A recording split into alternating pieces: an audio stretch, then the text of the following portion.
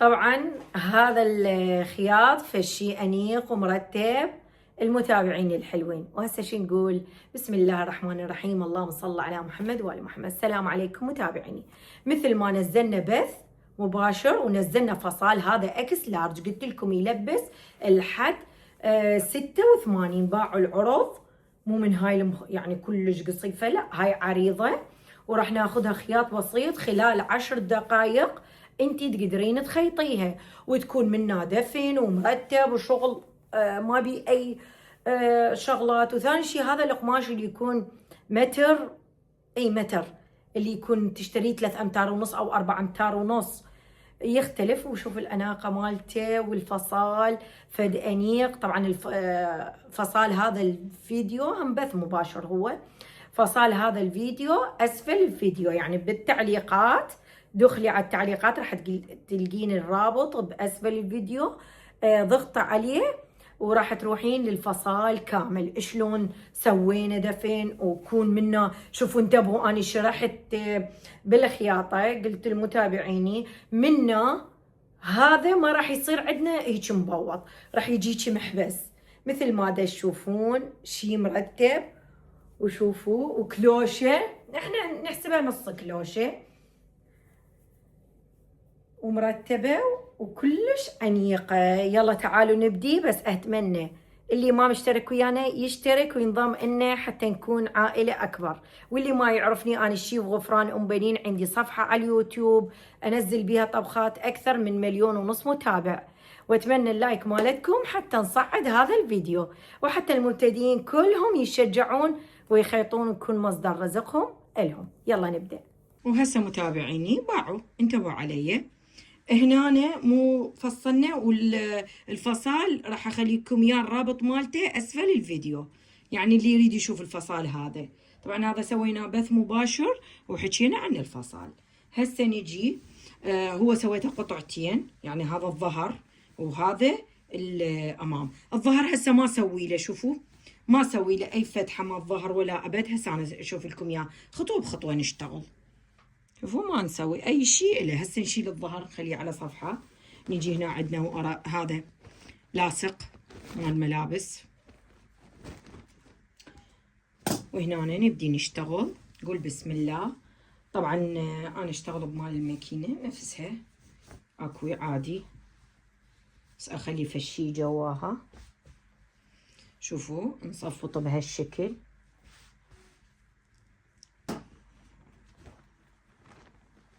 كله هيجي بهالشكل. اللاصق يحتاج تضغطون عليه،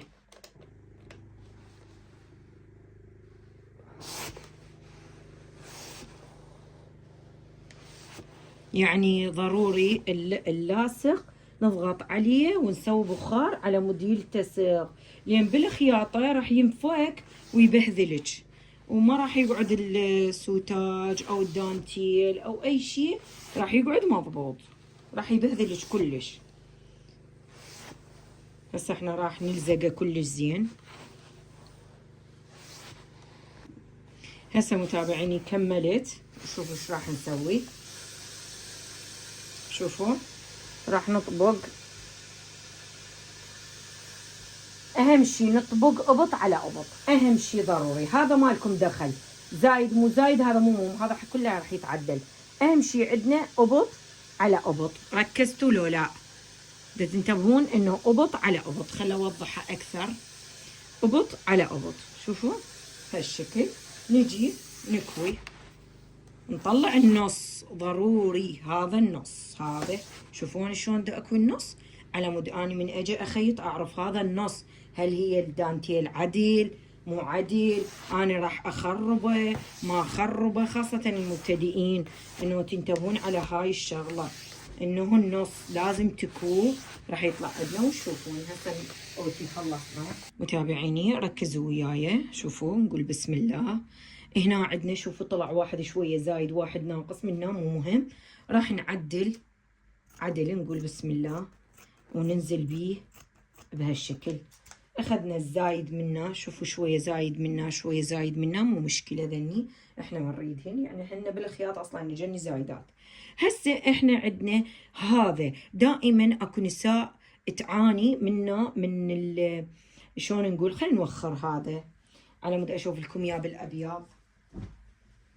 هذا وخرت لكم اياه على مود تفتهمون اكثر متابعيني وتركزون.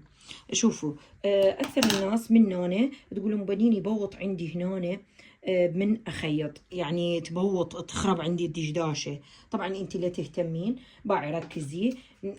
ننزل شوفوا هنا عندي وحده، شوفوا الكتف منها شويه وحده، هاي عادي بالفصل. انا ليش قلت لكم عادي؟ هذا نعدله، ناخذ منه هذا. هسه احنا جانا عدل، هسه شو اسوي؟ لازم اطب اصبع. هسه هذا عندنا هم شويه زايد، هذا اللي شويه زايد خلينا نعدله مره واحده، الزايد اللي ما اريده اني اصلا، يعني زايد عن القطعه الجوا قصدي. هسه صار عدل. هسه ايش اسوي؟ اني من هنا 5 اصابع نترك، يعني 10 سنتيم متابعيني، بالفيته 10 سنتيم، اما بالايد 5 اصابع. نيجي من 5 اصابع ندخل اصبع واحد بهالشكل، اصبع واحد، اصبع ونص، والله اصبع ونص ادخله بهذا الشكل اطلعه للابط تكون بهالشكل. شوفوا اصبع ونص قصينا. هذا مستحيل بعد حتقولون مبنين، بس شوي من هنا نعدله حتى يجي محبس. شوفوا حتى تقولوا مبنين شلون اني من هنا اخذ لا ما راح تخافين، راح يطلع محبس، لان عندنا الظهر. شوفوا ركزوا، عندنا الظهر اعرض من الصدر، يعني من الامام، فاحنا دائما الظهر نعوفه كما هو ما ناخذ منه، بس عندنا الامام يعني ضروري ناخذ من عنده. تفتهمون القصد؟ انا دا اشرح امانه الله ورسوله على ما تفتهمون علي، اقدر اسرع الفيديو وما تفتهمون. هو الخياطه تحتاج فهم، يحتاج تركيز. يعني انا اليوم من جايه اسوي لكم اياه لوجه الله تعالى، بس ادعوا لي بالصحه والعافيه، كل شيء ما اريد. قولي شيف غفران بالصحه والعافيه. ها هي. هسه نجي مكان الصدر. شوفوا هنا الصدر، يعني الامام، حتى نشوف الدلعه ايش قد نحتاج. طبعا هنا الدلعه ما راح نسويها كلش دلعه، يعني نشاز. هنا ناخذ 8 سنتيم، يعني 4 اصابع، 8 سنتيم، نجر خط. شوفوا 4 اصابع. انا شويه ايدي ضعيفه مو ذاك السمينه، فاني اعرف بيها اكثر شوي الايد الخشنه تكون 4 اصابع. انا قولي 3 اصابع، 4 اصابع ونص على ايدي يعني. فهو اني اخذت 8 سنتيم. شوفوا هنا 8 سنتيم. انزل 17 سنتيم. 17 سنتيم يعني معناته فتر وشويه، فتر اوقف ولا فتر واصبع. شوفوا فتر واصبع نزلنا. حلو. هسه انا بدي اشرح بالفيته وبالهاي. هسه احنا شو نسوي؟ شو نريد؟ اكو ناس تريده 7، تريده دائريه، تريدها مثلا نقول اللي تحبها، يعني مثلا نقول اللي تحبه. طبعا اليوم اني راح اسويها قصه حلوه مرتبه هيك بسيطه. شوفوا هنا راح اسوي لكم اياها 7. شوفوا بهالشكل. نجي وصلنا لهنا. شوف السبعة مالتنا كلش سهلة. هاي للمبتدئات اللي ما يعرفون، اللي ما تقدر، يعني هاي الامور هاي سهلتها. شوفوا شلون صارت عندنا مرتبة. شوفوا هذا صار عندنا مرتب. شو اختاريت لها؟ سوتاج اختاريت لها، لان صراحة هي كلش الوانها يعني احنا نقول مشجرة، هي مشجرة يعني حلوة. اختاريت لها هذا ابو الليرة الذهب، حتى شوية يعكس لها من هنا. نسوي مثل كأنه قلبية شلون ذني بالسوق اللي يبيعوهن. خلي راح يكون هذا سعره رخيص، يمكن تقريبا 750 المتر.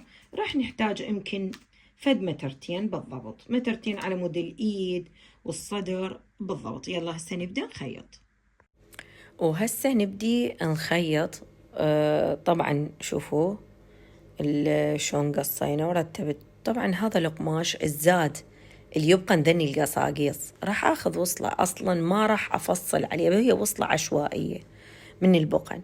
راح نخلي الوجه على الوجه. شوفوا انتبهوا، الوصلة العفو وجهها مالتها، ونجيب الدشداشة مالتنا الوجه مالته مو الظهر، ونخيط سنتيم. لا تاخذون اكثر من سنتيم، يعني لا تقربون لهيجي شي. شوفوا سنتيم. وأتمنى أنه من أنتي مبتدئة تخيطين خيطة على كيفك، لا تتسرعين بالخياطة. وإذا أنصحك أنه مبتدئة سوي منزلي، لا تشترين صناعي، الصناعي شوي سريعة.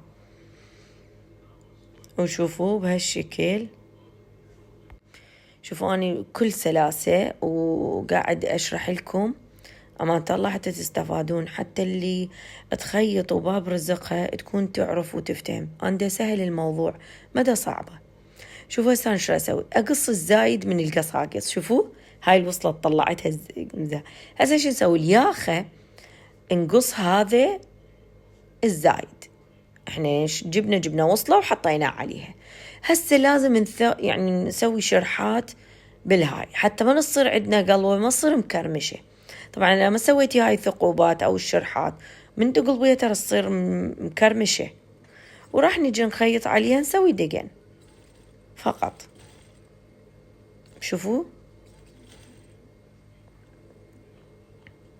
أنا أشرح بكل تفاصيل الحاجة، وإذا تحبون نسوي بشت نسوي بشت. هسه أنا كملت. لازم بعد ما يحتاج أثبت الصدر راح نجيب السوتاج اللي يكون أبو الليرة. راح أخذ كمية مو كلش كبيرة تنزل عن الصدر، فقط لحد الصدر حتى تكون هيك مرتبة.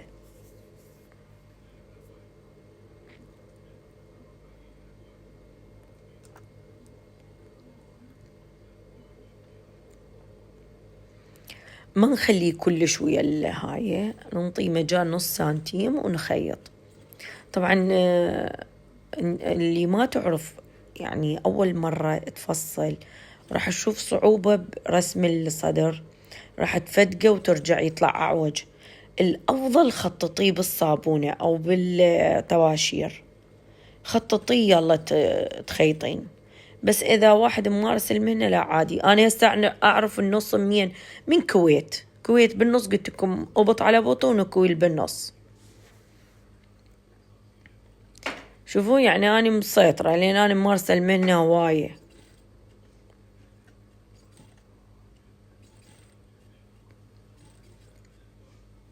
شوفوا شلون دا يعني أشوف لكم إنه ثبت وعلى كيفي. بس قلت لك إذا أنتي كلش مبتدئة أنصحك إنه من التكوين شلون علمتكم بالبداية إنه تخططين النص حتى تمشين على الطباشير.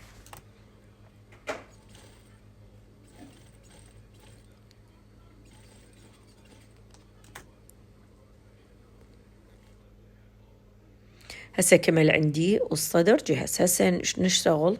شوف شلون اجى عدل ومرتب. هسه نشتغل الظهر. هم نجيب وصل ذني الزايدة، لا العفو خلينا نسوي نحضر الردانات. أول شي نكفه نص سنتيم بنص سنتيم بهالشكل.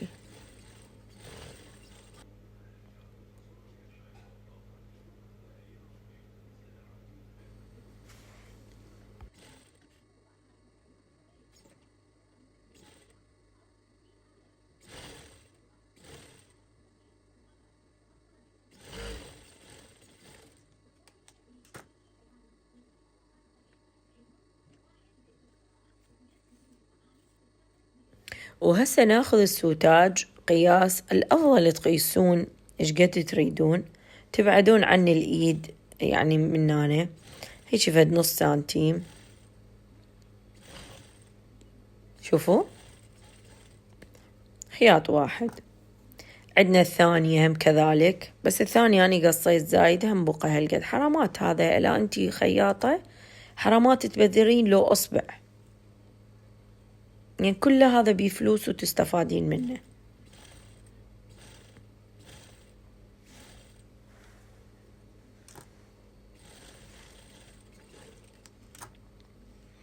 الردانات كملن عندنا راح نشتغل بالظهر نفس الوصلة هاي اللي طلعت منها للصدر، هسه راح نطلع للظهر.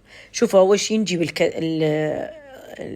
الدشداشة مال الظهر، نخطط، ناخذ 4 أصابع وننزل أصبعين، يعني شوفوا 4 أصابع كعرض الياخة مال الدلعة مال الظهر، وعندنا أصبعين ننزل، غير الأصبعين لا تنزلون، ترى تصير كلش من ورا مفتوحة.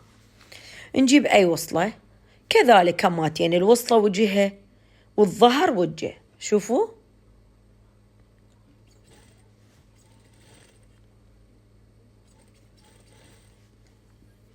والخياط مالته يكون سنتيم واحد. نفس ما سويت بالصدر راح أذب كل الزايد. أول شي مال الظهر اللي يكون مال الدلعة، وهم نشرح ضروري، يعني نسوي هاي الفتق بيه، ونجي نذب الزايد. شلون يذبون الزايد؟ شوفوا لازم عندنا يصير دفن لخياط الجو ضروري. شوفوا أنا أذب الزايد ما أحتاجه.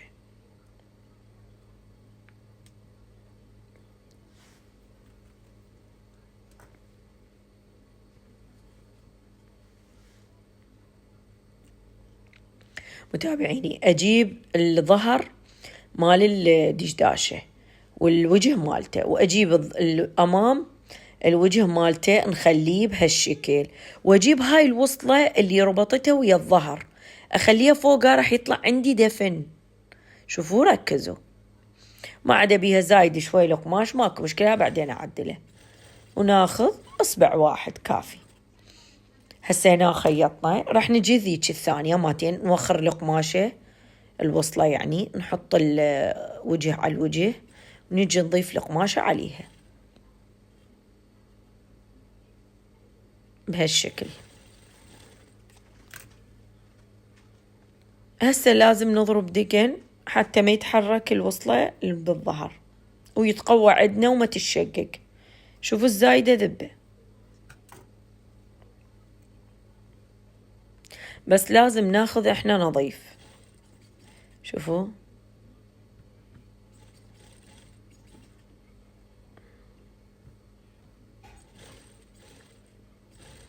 شوفوا شلون دخيط سنتيم نطلع.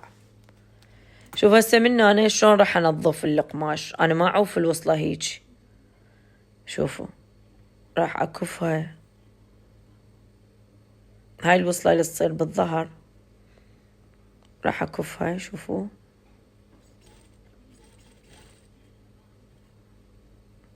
وضروري تختارون الخيط بلون القماش افضل لكم، حتى إذا تخيطون ما يبين الخياط مالكم.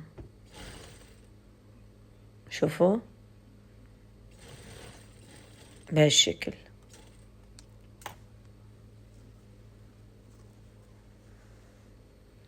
شوفوا هسه صار نظيف ومرتب وما بي أي خلل. وهسه نشيل هذا اللاصق، أنا ما أحتاجه، أنا من أكمل أشيله، أعوف بس من يم الصدر شوية، يعني من يم التطريز أو الدانتيل أو هيك شي. هسه نربط الإيد.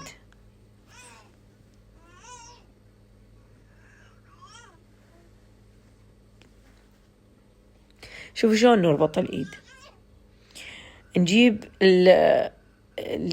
الردن ونشوف النص مالته وين. باعوا ركزوا، النص هنا. راح ناخذ ثقبة بسيطة، يعني شوي نقطع من القماش حتى نعرف هذا النص مالته، بس ضروري تضبطون أبط على أبط. عرفنا هذا النص. شوف وين نجي بهالشكل، نحط هاي الفتحة اللي تكون بالكتف اللي خيطناها هسه ضربناها دقن ويا الثقبة، وننزل ونروح وطلعت محبس. شوفوا شلون طلع محبس.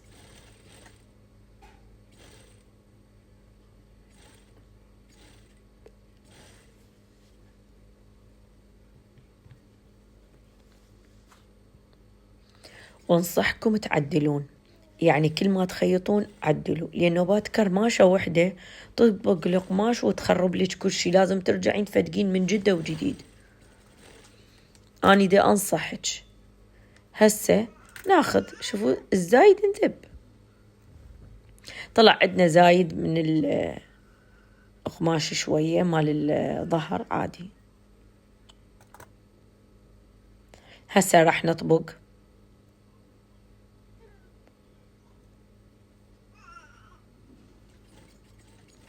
فد أصبعين عفت مال خياطة، أو أصبعين ونص هيك عفت أكثر يعني.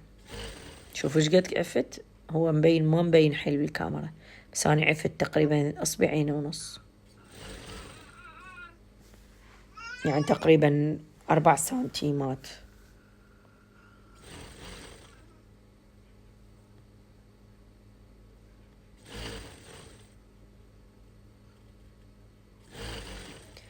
شوفوا، والباقي تضربوه أوفر، يعني هذا الباقي الشغل تضربونه أوفر. الأوفر ما بيه شرح، يعني هو أوفر. واللي ما عندها أوفر طب على الصفحة مالتي بالقناة عندي شلون اللي ما عندها أوفر تستغلها.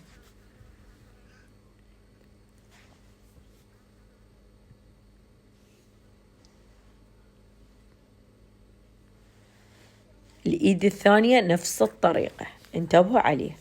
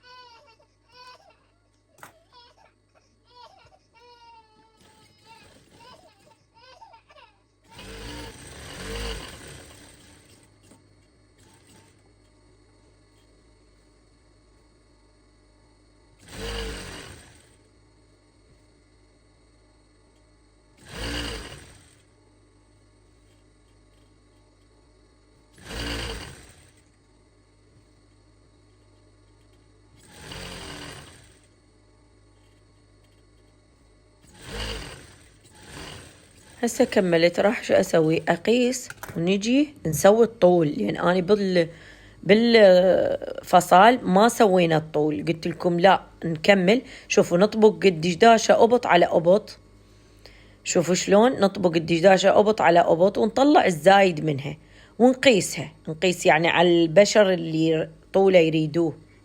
هسه شو اسوي؟ اول شي اعدل شوية، عندي زايد اني، اشوفوا شلون زايد. انا ما اهتم، انا قلت لكم انا اخلص دائما الخياطة وبالاخير اطلع الطول. اول مرة نعدل،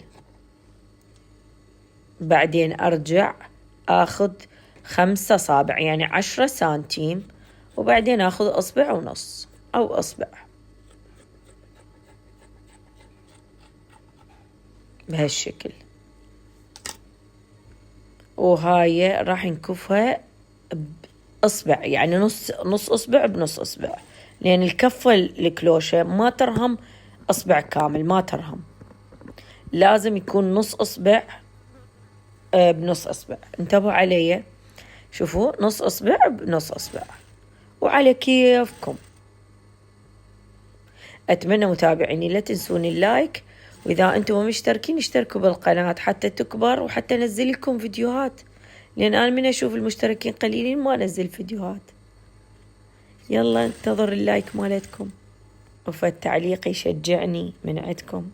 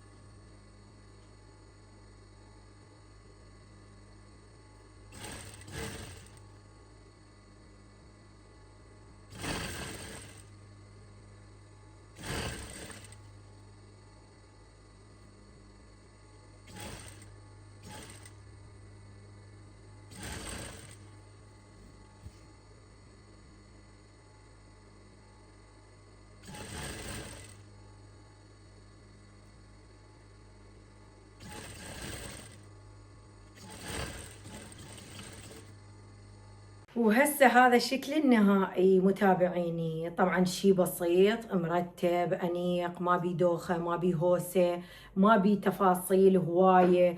هذا خاصة ينفع للمبتدئين كلش كلش، يا هو المبتدئ اللي ما يضبط هاي الامور. شوفوا خدنا شي نازك، وما عدا اني هاي الدشداشة يعني منقشة، اما لو سادة تطلع تخبل كلش حلوة، تطلع هيك فد انيقه ومرتبه، فد شي راقي كلش. بس انا اللي لقيته عندي على مود اكو ناس سالتني شوفوا شلون تكون كلوشتها شقد حلوه. شوفوا ركزوا لي على الكلوشه مالتها شقد انيقه، وما عندي هاي الزايد والاطراف، وباعوا شقد عريضه. انا قلت لكم تلبس لحد يمكن 85 او 86، قلت لكم اكس لارج. طبعا رابط هذا الفصال بث مباشر، رابط هذا الفصال اسفل الفيديو يعني بالتعليقات مثبت راح تلقوه. شوفوا شلون كلوشه وعريضه ومرتبه، وقدرنا من شي بسيط يعني من فد شي. شوفوا شقد حلو هيك تكون، شوفوا شقد حلو شقد انيقه ومرتبه، يعني تقدرون تسووها بكل سهوله. طبعا وعدتكم متابعين ان شاء الله ما اخلف وياكم قناه الخياطه، وراح ابدي انزل لكم فيديوهات تستفادون منها، وخاصه تنفعكم كلش كلش. ان شاء الله شجعوني شو ننزل بعد فيديو، شنو فصال تريدون، رياضي او تريدون قميص او فستان او بشت ما طلعه نشتغل بشت، تريدون اجيب لكم قماش مال بشت ونشتغل بشت يعني فد شي راقي وتطلعون بيه يعني هيك. شوفوا سنازك. وهسه اقول لكم مع السلامه، شكرا على مشاهده، تحياتي لكم، شوفوا غفران.